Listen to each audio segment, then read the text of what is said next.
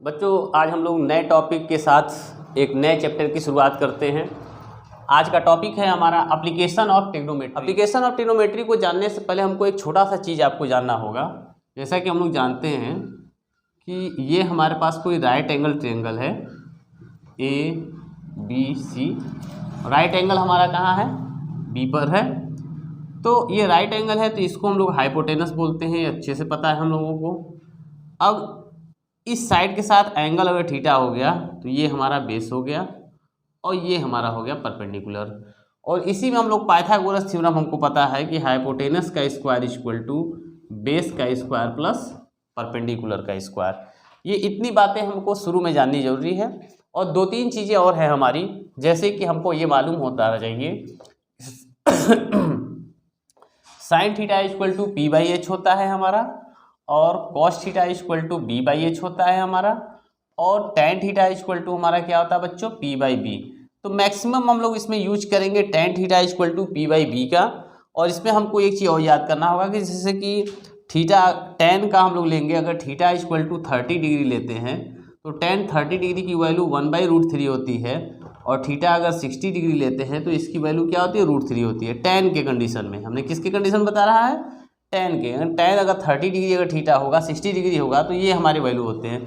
तो इन दो वैल्यूओं को ज़्यादा यूज किया जाता है, और एक वैल्यू कहीं कहीं यूज होती है tan 45 की, उसकी वैल्यू 1 होती है। समझ रहे बच्चों? तो इतनी बातों को अगर आप अच्छे से समझ चुके हो तो मैं आपको अब जो है चैप्टर के शुरुआत में ले चलता हूँ। इंट्रोडक्शन थोड़ा सा और आगे बढ़ा रहा हूँ बच्चों, ठीक है? इसको इरेज करता हूँ। एक होता है एंगल ऑफ एलिवेशन और एक होता है एंगल ऑफ डिप्रेशन। ये दो चीज़ों को हमको समझना है हमारा कि एंगल ऑफ एलिवेशन होता क्या है। एंगल ऑफ एलिवेशन में बच्चों होगा क्या कि ऑब्जर्वर जो होगा नीचे होगा और वो देखेगा कहाँ? ऊपर की ओर। ऑब्जर्वर नीचे से जब ऊपर की ओर देखेगा तो ये उसकी आई जो है जो हॉरिजॉन्टल के साथ एंगल बनाएगी, थीटा यहाँ बनाएगी इसके साथ, तो इसको हम लोग बोलेंगे एंगल ऑफ एलिवेशन। यानी ऑब्जर्वर नीचे होगा और देखेगा ऊपर की ओर। और एंगल ऑफ डिप्रेशन में क्या होगा कि ऑब्जर्वर ऊपर होगा और ऑब्जेक्ट नीचे होगा जहां उसको देखना होगा बच्चों। तो यहाँ हमारा जो बनता है ये एंगल, ये जो थीटा बनेगा हमारा, ये एंगल ऑफ डिप्रेशन होगा और ये एंगल ऑफ एलिवेशन होगा हमारा बच्चों। समझ गए अच्छे से? पहला क्वेश्चन है हमारा बच्चों, a circus artist is climbing a 20 metre long rope which is tightly stretched and tied from the top of a vertical pole। तो जैसे हमारे क्वेश्चन में दिया है, सॉल्यूशन में हम उसी हिसाब से चलेंगे बच्चों। क्या सॉल्यूशन कह रहा है हमारा? क्या है? From the vertical pole. तो ये सपोज कर लिए कि ये हमारे पास A और B वर्टिकल पोल है और इससे 20 मीटर लॉन्ग रोप स्ट्रेच किया गया है। तो मान लो ये पॉइंट है, इस पॉइंट से इस पॉइंट तक ये 20 मीटर लॉन्ग रोप है जिसको स्ट्रेट किया गया है, और ये हमारा पोल है, इसकी हाइट मान लो x मीटर हो गई। ये कितनी मीटर हो गई? x मीटर हो गई। ये पॉइंट C है, इसके साथ जो एंगल बन रहा है वो हमको कितना दिया है? 30 डिग्री। कितना एंगल दिया है बच्चों? 30 डिग्री। तो हमको फाइंड आउट करना है कि हाइट ऑफ द पोल, ठीक है? तो क्वेश्चन में हम लोग लेट कर लेंगे कि let height of AB equal to x metre. AB यहाँ पोल है हमारा, यहाँ पोल भी लिख सकते हैं हम लोग। क्या लिख सकते हैं बच्चों? पोल। तो अब देखो हमको हाइपोटेनस पता है, परपेंडिकुलर पता है और एंगल पता है, ठीक है? तो हाइपोटेनस परपेंडिकुलर का रिलेशन किस में आता है? साइन थीटा में आता है। तो हम लोग लिखेंगे कि sine theta equal to AB/AC। AB/AC, और थीटा की जगह कितना है? 30 डिग्री है, तो साइन 30 डिग्री। AB हमारा x और AC हो गया हमारा 20। साइन 30 की वैल्यू हमारी 1/2 होती है। 1/2 x/20, 2 10 जा 20, 10 1 जा 10, x इक्वल टू 10 मीटर। इस तरह से बच्चों हम लोग पोल की हाइट आसानी से फाइंड आउट कर लिए। नेक्स्ट क्वेश्चन को देखते हैं बच्चों। नेक्स्ट क्वेश्चन देखते हैं बच्चों हम लोग, a tree breaks due to storm and broken part bends so that the top of the tree touches the ground. यहाँ तक पहले बात को समझिए बच्चों। एक ट्री है, स्टॉर्म में वो क्या होता है? ब्रेक हो जाता है। सपोज करो ये आपका पूरा ट्री हो गया, पूरा यहाँ से लेकर के यहाँ तक। अब स्टॉर्म आता है उधर से और इसको ब्रेक कर दिया यहाँ से, ठीक है? तो ये जो पार्ट है अब कहाँ आ जाएगा? यहाँ आ जाएगा। ठीक है, यानी जो ए था अब यहाँ टच कर रहा है। अब ब्रेक कहाँ किया आपको, सी के ऊपर ब्रेक किया। और ट्री क्या था हमारा, ए टू बी, ये पूरा हमारा ट्री है यहाँ से यहाँ तक, और ब्रेक होकर के यहाँ टच कर रहा है। यहाँ तक समझ गए। Making an angle 30 degree with it, और ये इसका टॉप जो है यहाँ टच करता है, तो कितने डिग्री का एंगल बना रहा है बच्चों, 30 डिग्री का। The distance between foot of the tree, तो फुट ऑफ द ट्री यहाँ होगा हमारा, to the point where the top touches, इसका टॉप जो यहाँ टच कर रहा है, यहाँ से यहाँ तक का जो डिस्टेंस दिया वो कितना बोल रहा है, 8 मीटर। तो ये डिस्टेंस हो गया बच्चों 8 मीटर। आपसे क्या पूछ रहा है, find the height of the tree, यानी ये पूरी हाइट हमको पूछ रहा है। तो पूरी हाइट का मतलब क्या है बच्चों, बी से लेकर सी तक की हाइट, सी से लेकर के ए तक की हाइट। तो सी से ए तक का हाइट यहाँ हमारा आ गया है, यानी हमको बी सी भी फाइंड करना है और ए सी भी फाइंड करना है। तो बी सी मान लो x हो गया और ये मान लो y हो गया। तो एक एक करके फाइंड करेंगे। तो सबसे पहले हम लोग बी सी को फाइंड करते हैं। तो ये हमको बेस मालूम है, परपेंडिकुलर नहीं पता है। तो हम क्या काम करेंगे, यहाँ लिखेंगे in triangle A B C, in triangle A B C tan 30 degree, कितना लेंगे बच्चों, tan 30। tan 30 का मतलब परपेंडिकुलर बी सी हो जाएगा हमारा, और बेस क्या हो जाएगा, ए बी। और tan 30 का अभी हमने आपको बताया है वैल्यू क्या होता है, 1/√3। बी सी हमारा x, ए बी कितना है 8, क्रॉस मल्टीप्लाई कर दिए, तो x = 8/√3। ये पहला पार्ट हमको मिला। अब सेकेंड पार्ट हमारा ये y को फाइंड करना है। तो देखो बच्चों, बेस पता है और ये हमको फाइंड करना है हाइपोटेनस को। तो बेस और हाइपोटेनस किस में आता है हमारा, cos थीटा में। तो हम लोग डायरेक्ट ले लेंगे cos 30 = बेस हो गया 8 अपॉन हाइपोटेनस क्या हो गया y। और cos 30 की वैल्यू क्या होती है बच्चों, √3/2 होती है। तो 8/y क्रॉस मल्टीप्लाई करेंगे तो ये यहाँ आ जाएगा, ये यहाँ आ जाएगा, ठीक है। तो ये 2 एरिया 16 और √3 आ गया नीचे। अब हमने बताया ना कि दोनों को हमको ऐड करना पड़ेगा, x और y को। तो हम लोग यहाँ लिखेंगे टोटल हाइट अगर लेंगे तो x + y, यानी 16/√3 + 8/√3, दोनों का एलसीएम √3 है, ले लेंगे। 16 और 8 डायरेक्ट ऐड हो जाएगा क्योंकि लाइक क्वांटिटी थी हमारी यहाँ पर, तो 24/√3। अब देखो डिनोमिनेटर में √3 है, इसको रेशनलाइज करने के लिए √3 का एबव और बिलो मल्टीप्लाई कर दिया हमने। जैसे ही मल्टीप्लाई किया तो 24√3 अपॉन में क्या हो जाएगा, √3 × √3 3 हो जाएगा, 3 8 24, 8√3 मीटर। ये पूरी हमारी हाइट आ गई, किसकी बच्चों, ट्री की आ गई। तो इस तरह से हमने बच्चों सेकंड क्वेश्चन को भी कंप्लीट कर लिया। नेक्स्ट क्वेश्चन को देखते हैं। नेक्स्ट क्वेश्चन है हमारा बच्चों, the angle of elevation of the top of a tower. Solution हम लोग लिखते हैं, टॉप ऑफ द टावर। सबसे पहले हम लोग टावर को डिनोट कर ले, ये हमारा टावर हो गया ए बी। क्या है क्वेश्चन में, द एंगल ऑफ एलिवेशन। हमने बताया था बच्चों एंगल ऑफ एलिवेशन जो होगा नीचे से ऊपर की ओर होगा। तो सपोज कर लो यहाँ पर कोई ऑब्जर्वर है, यहाँ से इस टावर को यहाँ तक देख रहा है और ये एंगल ऑफ एलिवेशन बना रहा है हमारा, ठीक है। जो एंगल ऑफ एलिवेशन बना रहा है उसमें क्या करा, a tower from a point on the ground which is 30 metre away from the foot, यानी इस पॉइंट से इस पॉइंट का जो गैप दिया है वो हमको कितना दिया है, 30 मीटर का दिया है। और एंगल ऑफ एलिवेशन कितना बोल रहा बच्चों, 30 डिग्री का बोल रहा। Find the height of the tower.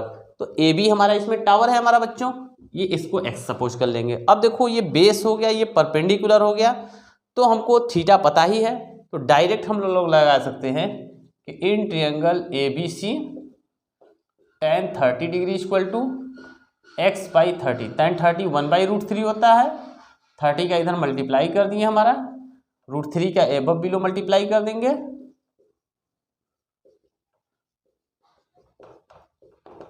√3 होता है बच्चों, 3 10 30 हो गया हमारा, x = 10√3। तो ये हमारा बच्चों आ जाएगा 10√3। क्या आ गया हमारा, हाइट ऑफ द टावर आ गया हमारा। नेक्स्ट क्वेश्चन देखते हैं बच्चों। नेक्स्ट क्वेश्चन है हमारा बच्चों, a kite is flying at a height of 60 metre above the ground. Above the ground से जो हाइट है काइट की वो कितनी दी है, 60 मीटर। सपोज कर लो ये बच्चों ये हाइट हो गई 60 मीटर ए बी की, ये ठीक है। अब आगे कर रहा है, the string attach to the kite is temporally tied to a point on the ground. The inclination of the string with the ground is 60 degree. ये जो स्ट्रिंग है हमारा यहाँ अटैच किया गया है और इसका इंक्लिनेशन 60 डिग्री दिया हुआ है। हमको find the length of the string. ये हमारी स्ट्रिंग हमारी है, AC क्या है हमारा, स्ट्रिंग हो गया, ये हमारा क्या स्ट्रिंग है। इस AC का हमको लेंथ फाइंड करना है। तो बच्चों आप देख रहे हो कि ये एंगल पता है, परपेंडिकुलर पता है, हाइपोटेनस आपको फाइंड करना है, इसको x ले लो आप।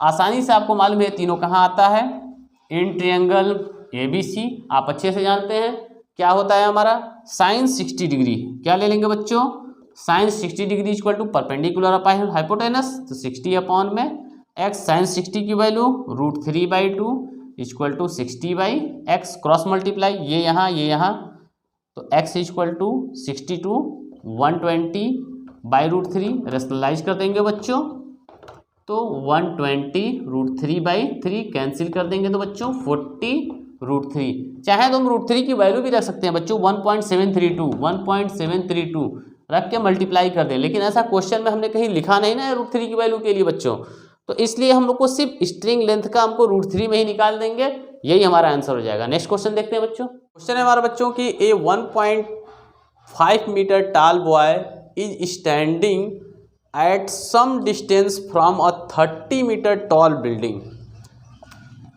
तो ये हमारा हो गया 30 मीटर टॉल बिल्डिंग है ना बच्चों, और इससे सम डिस्टेंस पर एक 1.5 मीटर टॉल बॉय है, 1.5, ये A B हो गया, ये C हो गया, ये D हो गया बच्चों, ठीक है।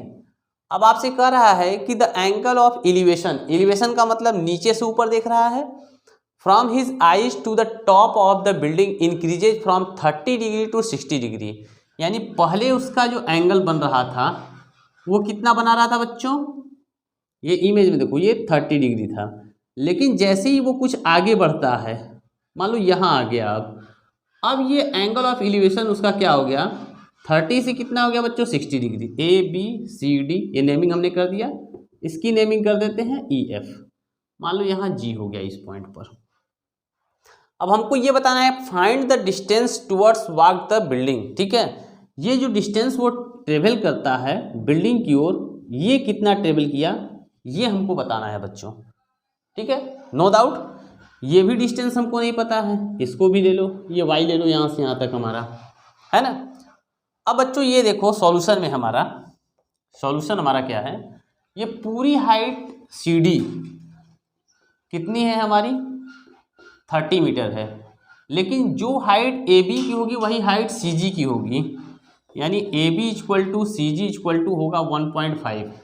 तो हमारा DG का हाइट अगर निकालना होगा, किसका, DG का, तो 30 से इस 1.5 को सब्ट्रैक्ट कर देंगे तो 28.5 मीटर आ जाएगा, ये हमारा DG का, ठीक है बच्चों। और जो AB का हाइट है वही EF का हाइट है, वही CG का हाइट है हमारा, और जो हमारा EC होगा वही FG होगा, यानी EC equal to FG equal to Y होगा, और AF इक्वल टू BE होगा, AF इक्वल टू BE, ये हमारा X हो गया। हमें क्या फाइंड करना है बच्चों, ये X को फाइंड करना है। तो हमेशा हमको जब भी ऐसा क्वेश्चन मिले बच्चों, इसमें एक से ज़्यादा ट्रायंगल हो, तो सबसे पहले हम छोटे ट्रायंगल से शुरुआत करेंगे, ट्रायंगल DFG की बात करेंगे। तो हम लोग यहाँ लेंगे in triangle DFG we have, क्या है हमारा, तो ये एंगल 60 डिग्री है हमारा, ये बेस है, ये परपेंडिकुलर, तो tan 60 डिग्री लेंगे, tan 60 डिग्री इक्वल टू, तो ये हमारा होगा DG अपॉन में क्या होगा FG।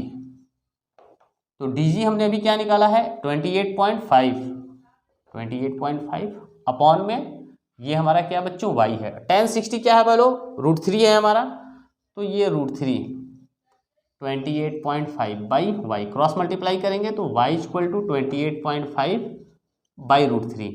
ये पहला हमारा काम हो गया।